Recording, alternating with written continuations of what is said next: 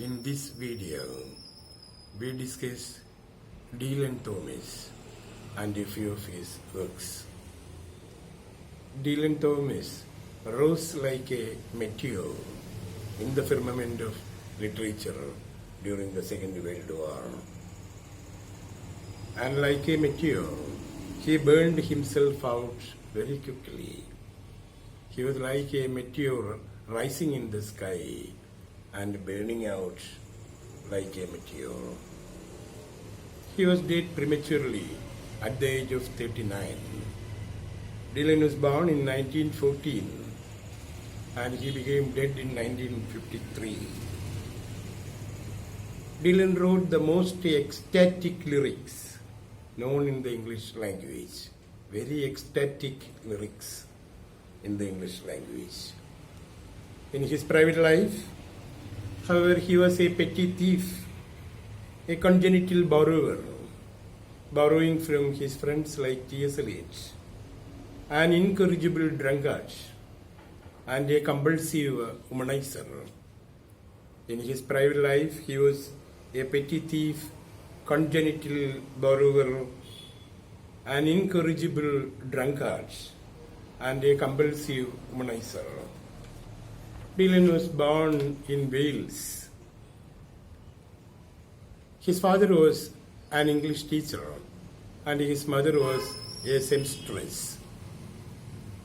They spoke Welsh language in the family. Dylan was trained in the Welsh language also. And it is said that Dylan started writing poetry before the age of 12. But his school career came to an inglorious end. So he was not a brilliant student at the school. In the final exam, he failed in all the subjects except English. But he managed to get a job in a local newspaper and finally landed up as a BBC broadcaster. And Dylan had a passion for words. To him, words have life, sound, smell, and personality. About poetry, once he famously remarked, poetry should be as orgiastic and organic as copulation. So he famously remarked, poetry should be as orgiastic and organic as copulation. Dylan became popular through his recitations of his own poems over the BBC. And there was magic in his voice. The name Dylan actually means son of the sea. His father wanted him to be called Dylan, but his mother was not happy because the word was pronounced like Dullan, and the people might regard him as a dull person. And Dylan wanted his name to be pronounced as Dylan. And Dylan became popular through his magical voice. And the two striking qualities of his poetry are surrealistic technique and sacramental imagery. These are the two notable qualities of his poetry: surrealistic images and sacramental imagery. Surrealistic technique and sacramental imagery. And for his surrealistic technique and sacramental imagery, he was included in the group of the new apocalyptic poets. And there were the other apocalyptic poets like Alex Comfort, Dorian Cook, Philip O'Connor, and such other persons. The New Apocalypse was a collection of poems edited by J.F. Henry and Henry Trees. They produced the collection of poems by a group of new apocalyptic poets like Dylan Thomas, Alex Comfort, Dorian Cook, and Philip Corner. And the collection was brought out by J.F. Henry and Henry Trees. And the publication was made in 1939. Actually, the term New Apocalypse was taken from an anthology produced by D.H. Lawrence entitled Apocalypse in 1931. And the apocalyptic poets were noted for the use of surrealism, myth, expressionism, and sacramental imagery. Therefore, Dylan was also included in the group. But Dylan never acknowledged that he was a person in the group of the New Apocalyptic poets. And the first collection of poems by Dylan was entitled Light Breaks When No Sun Shines. Light breaks where no sun shines. It was brought out in 1934.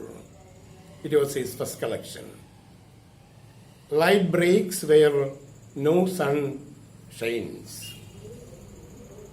And then he brought out another collection, The Map of Love, in 1939. It included a few of his poems. He also brought out a collection of stories, interestingly entitled Portrait of the Artist as a Young Dog. Portrait of the Artist as a Young Dog in 1940. In 1946, he brought out a collection called Deaths and Entrances. A few of his popular poems are included in this collection, Deaths and Entrances. The title of the volume is taken from John Donne's sermon, Death's Duel.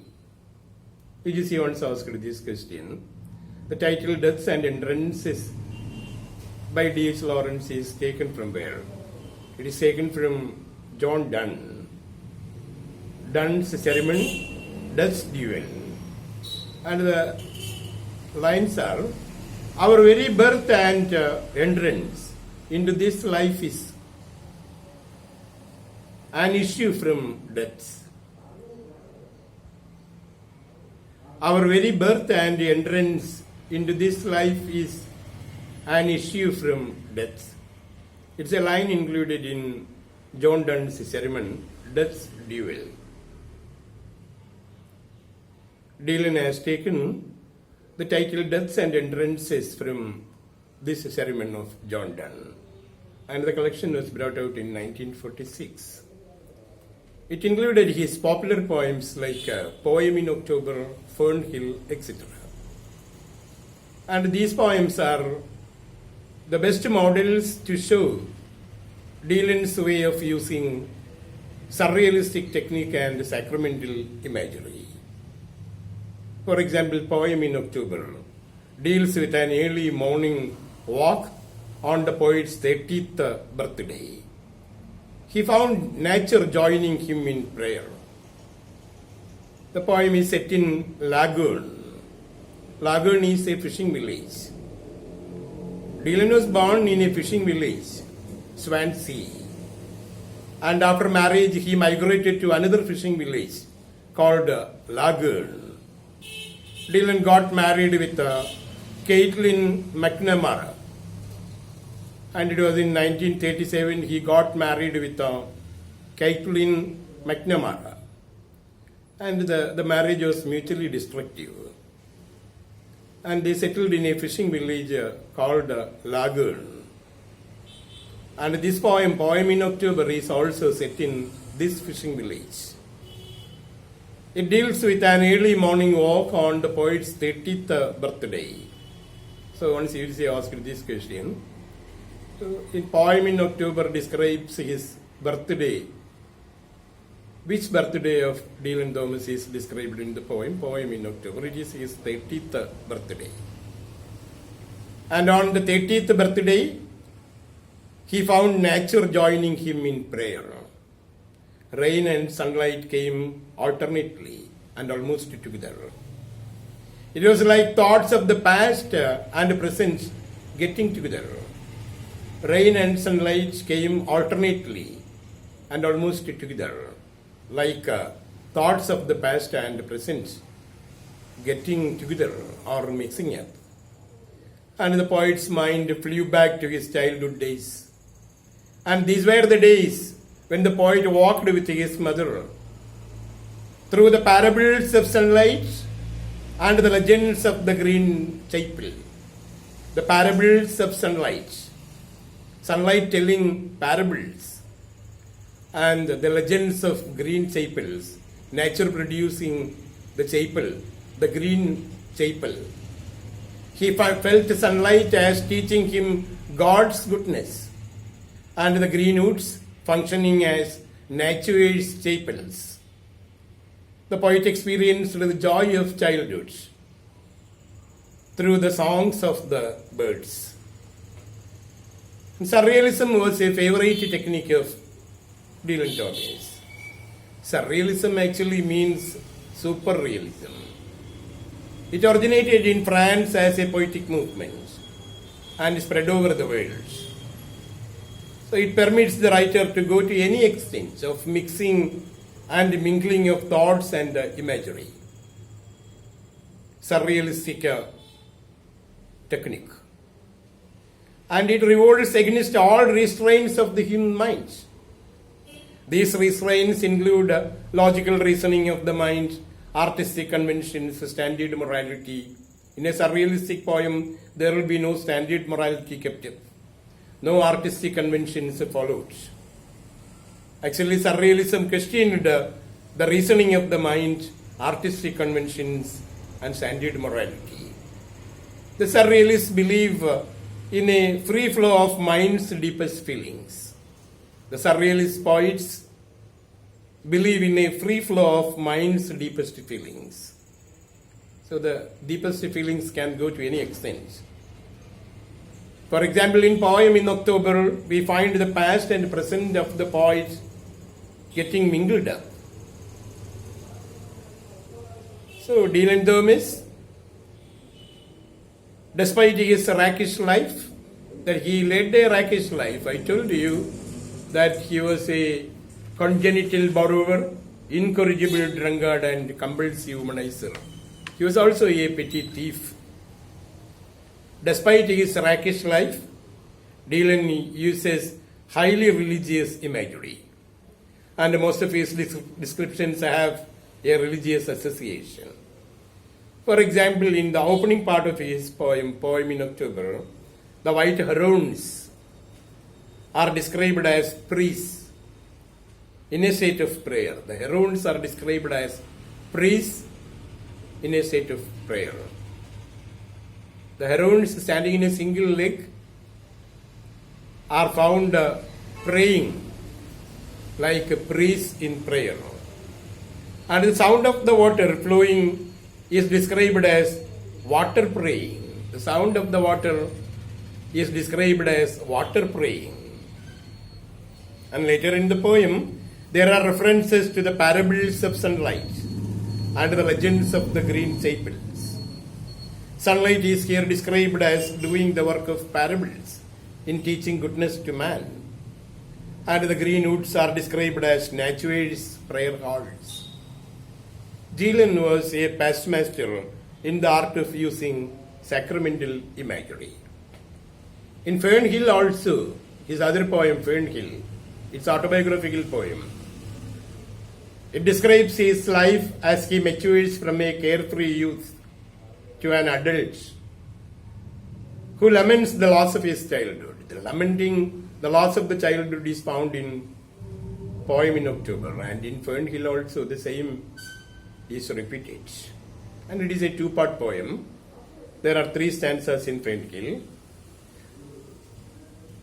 in the beginning, and there are again 3 stanzas, totally 6 stanzas, and the first 3 stanzas related to the experience of the childhood of the poet, spending his days at his aunt's estate called Fernhill. And the last 3 stanzas lament the loss of his childhood. So the loss of the world of innocence. Dylan also produced a few film scripts and plays. One popular play by him was entitled Under Milkwood, and it is written as a radio play. The dreams and innermost thoughts of the inhabitants of the fictional small fishing village of Lare Gabba is presented in the play. The dreams and the innermost thoughts of the inhabitants living in a fictional small fishing village called Lare Gabba. And the characters are very interesting. One character is named Mrs. Ogmore Pitchard, nagging her two dead lovers, speaking about her dead lovers. And there is another interesting character named Captain Cat. And he is interested in reliving his seafaring experiences. And he is found sitting in the pub and telling people about his seafaring experiences. And there is also another person, Organ Morgan. He is obsessed with his music. And he is found sitting in the pub with his musical instrument and playing. And then there is Polly Garter, pining for her dead lover. And the story of the play is based on a story written by him under the title Quite Early One Morning. I told you Dylan has a collection of stories also under the title Portrait of the Artist as a Young Dog, imitating the title of James Joyce. James Joyce has got his title Portrait of the Artist as a Young Man. And here the collection by Dylan is called Portrait of the Artist as a Young Dog, a collection of 10 short stories. And most of them chronicle his youth at Swansea in South Wales. And you can find more details of Dylan Thomas in the notes given to you. Thank you.